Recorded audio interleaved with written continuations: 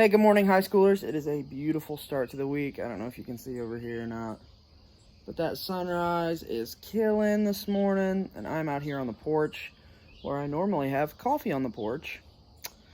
But I wanted to recap last night for those of you that couldn't make it. We were super bummed to not have you there. We missed you. But in terms of content, what you missed was we dove into Ephesians chapter 6, verses 14 through 20, and that talks about putting on the full armor of God. We just kind of took time to read this verse and kind of break it down as to what we thought and how it applied to our lives. Those were kind of the questions.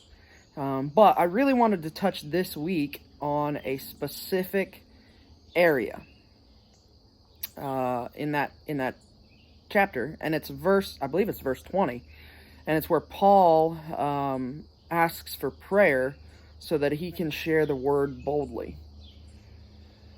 And this is a word that has been on my heart since the beginning of last week, just asking God that he would help me to share the word boldly with you all and with anybody else. And so we asked the question last night, in what area of your life do you need boldness? In what area of your life do you need to ask God for boldness? And that can be sharing the word. That can be in our relationships. We got all kinds of answers last night while we were sitting around the bonfire talking about where we need boldness.